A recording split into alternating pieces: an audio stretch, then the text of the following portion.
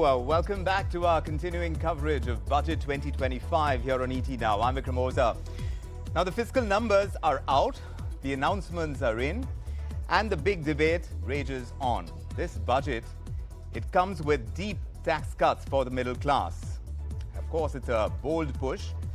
It's a bold push on infrastructure. Also, an ambitious fiscal roadmap has been laid out. But how does it all play out beyond India's borders? And tonight, we're going to take a global view of the budget.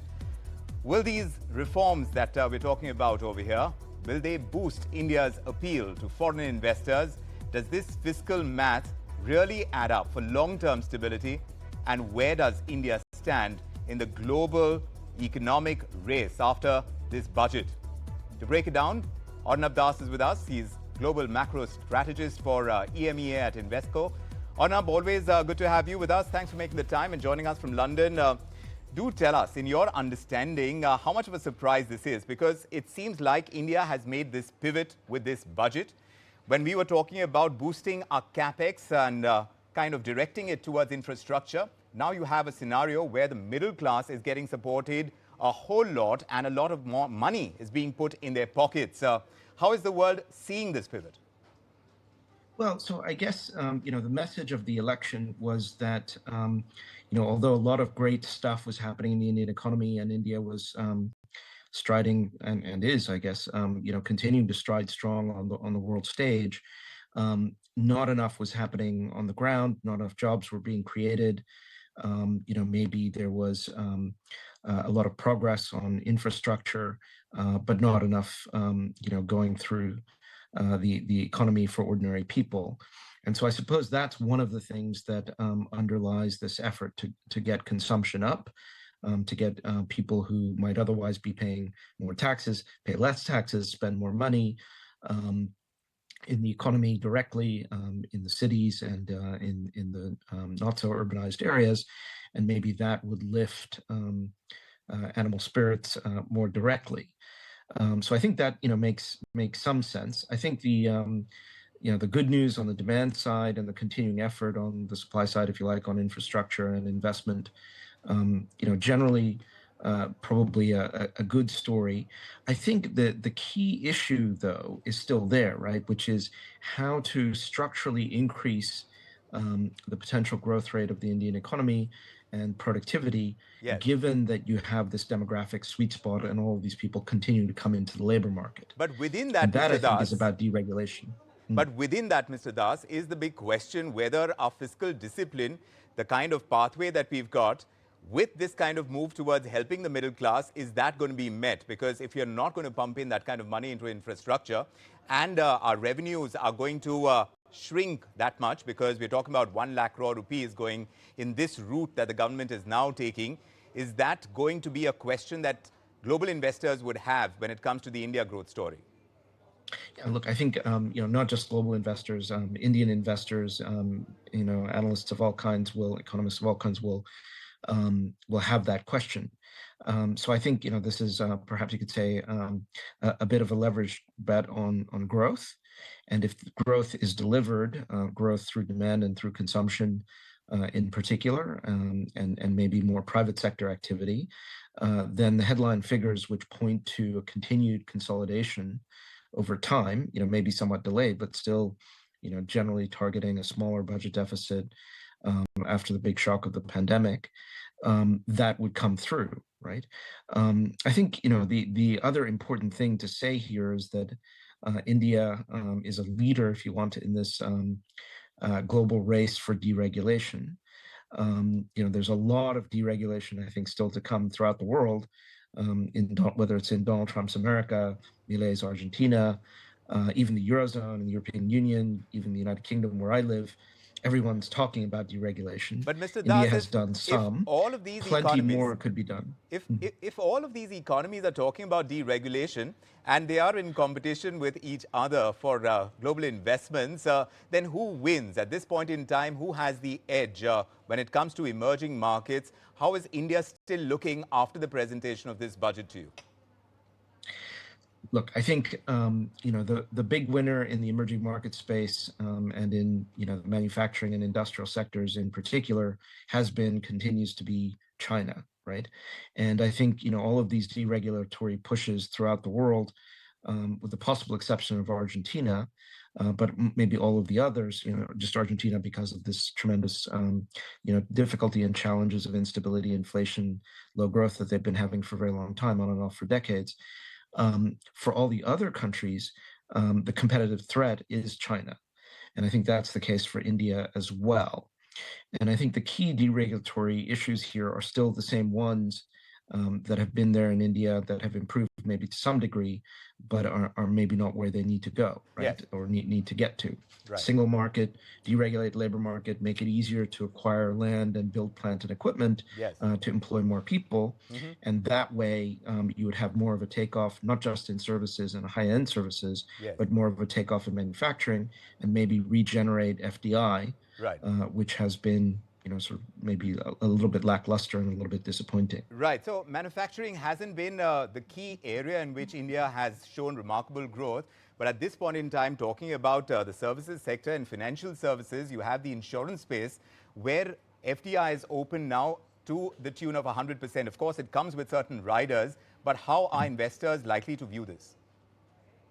I think, opening up any part of the economy, high growth economy like India, even if there's a bit of a cyclical slowdown and there's a question about how to raise the structural, the kind of the trend growth rate, the potential growth rate, I think there's a lot of interest, and will continue to be a lot of interest in financial services in general, insurance in particular, and many other sectors, services sectors, and even manufacturing under the right circumstances.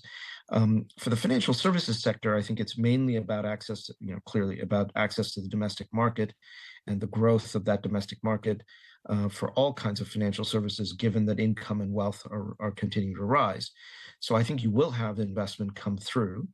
And I think that will be helpful, for the balance of payments. It'll be helpful for improving in the insurance industry and making it more competitive, and so on and so forth. Yes. But I think the real question, the underlying question here is, kind of a philosophical question, a thematic question, right?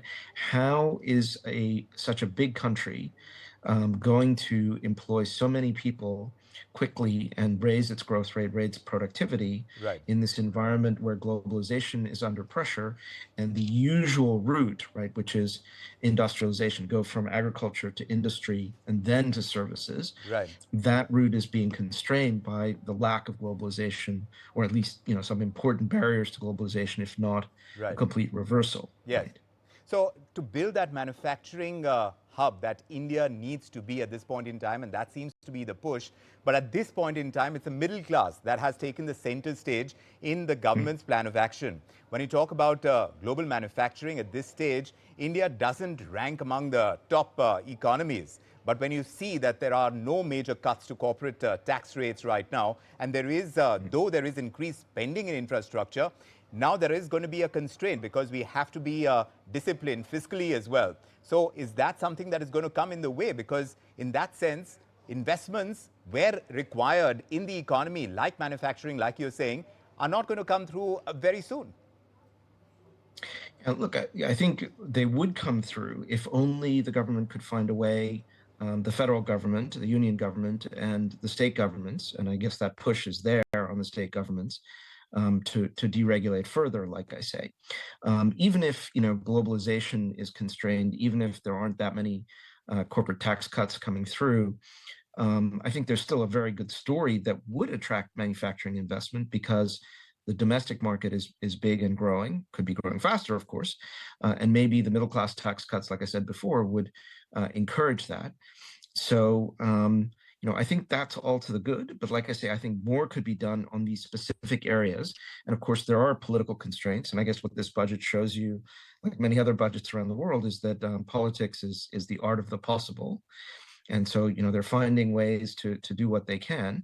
I think there should be a bigger push, like I keep saying, to deregulate and liberalize, particularly the single market, the labor market, the land market, and all of these things that have been constraints, although less so now. They've been constraints for a long time in India. And it's a similar situation in Europe, in the UK, and apparently Donald Trump thinks even in the United States.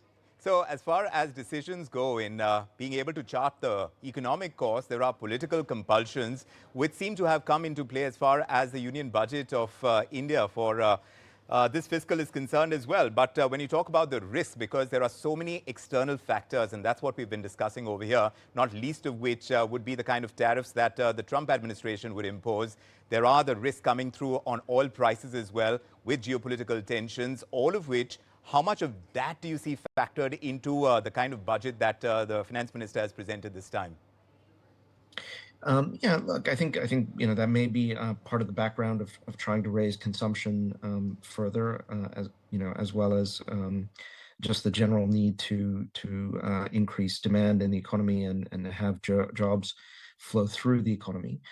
I think India is relatively well hedged from the from the onslaught of these tariffs. Of course, there's some pressure on India from Trump and others because of restraints on trade from the U.S. And indeed, those could be liberalized and probably make the economy more competitive. But I think the bigger picture here is that India's surplus with the U.S. and the rest of the world is mainly about services, not about goods. The external vulnerability is probably significantly lower than it's been in many people's lifetimes, because the current account deficit is small despite a high growth rate. Although there's a cyclical slowdown, even at higher growth rates, there was a much smaller current account deficit. I think mainly for two reasons. One, most important, services exports have been taking off, and that's not really the big factor in all of this global protectionism. That's about goods, not about services. Yes. And secondly, that oil had been coming in at energy prices at a lower price and at a bit of a discount, in terms of imports from Russia. Yes. Both of those things, I think, reduce the external vulnerability.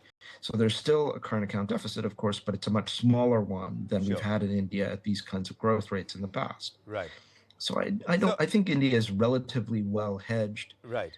When it comes to international challenges and risks. But also, will the fiscal kind of measures that are being introduced through the budget, will they have to be in tandem with what we're likely to see on the monetary side as well? Is that the general drift of what is happening around the world as well? Because like we saw in the case of the Fed and what Trump was asking of the Fed, it's very important that the central bank follows its own measures. But since you spoke about internal politics and all of it, how much of that is the crucial bit for India at this point in time that investors would be watching very closely? I think investors everywhere are going to be watching what happens in the relationships between governments and central banks. And I think it's quite an important risk that President Trump is running by lashing out at the Fed and verbally attacking. I would say it's still a risk, because although those attacks are taking place, at this point, they're still verbal. It's nothing like what President Johnson or President Nixon did with the Fed in the 60s and 70s, which I think contributed heavily to the great inflation. I think it's bad enough to do these kind of verbal attacks, but if the attacks are verbal and don't really change the behavior of the Fed, they probably won't make that much difference. Now, having said that, I would point out that the Fed is being repriced more dovishly now. I think maybe not entirely, but partly because of Trump's attacks on the independence of the Fed. And what does that mean for other countries? Well, look, I think if you have these threats to central bank independence, whether de jure, de facto, operational, whatever the form of independence there might be, it probably runs a higher risk of greater inflationary pressures and therefore higher bond yields and higher risk premiums in everything, which is only going to be counterproductive for growth in the long term. Right. And so I think everyone should stay away from that, or if they can't bring themselves to stay away, they should be much more subtle than President Trump even. So in that kind of scenario, when you see this kind of Indian budget, which is pushing for social welfare, and of course, it's the consumption piece. When you talk in economic terms, that's the big piece, because we talk about the strength of our domestic market, and that's going to drive us through. Is that going to be something that will convince investors? It's very important that there are no uncertainties when it comes to the government's plan of action. Now that we're seeing a pivot, how important is it for the investor to be getting that message that if this is the pivot, this is the path that the Indian government is going to stick to? I think it's very important to, communication of the underlying ideas and the philosophical change behind this pivot. I think it's very important to get that message out to, convince foreign investors, but also convince the domestic market why the pivot makes sense and why it doesn't endanger the fiscal consolidation process. I think, most people would think in the rest of the world that this government's, hearts and minds are in the right place, right? They have an ideology of scaling back the state, both in terms of the size of the government itself, the deficit, and also the regulatory footprint.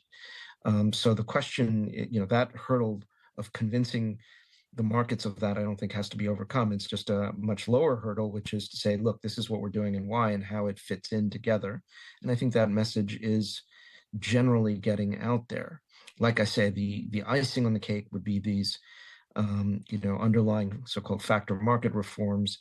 The process reforms are important and great so far as they go, but the factor reforms, which are the politically difficult ones, and also politically complicated because of center state, considerations and responsibilities, those are the ones to really, get going and have a plan to address. Not just the short-term cyclical issues, not just the short-term fiscal. Yes. Of course, there's a cyclical slowdown underway, so dealing with that is important. Yes. But really, it's about the long-term trend in my mind. And that's the long-term trend that the global investment community is going to be keenly watching how India really manages its inflation, manages to stay on the fiscal discipline path as well that it's launched itself on, and the kind of reforms that it tries to push through with the greatest amount of consistency. That's something that I gather the global investor community will be looking forward to. And we'll keep touching base with you to see exactly how they perceive India as an investment destination. Thanks very much for joining us with your perspective. That's Arnab Das joining us from Invesco from London.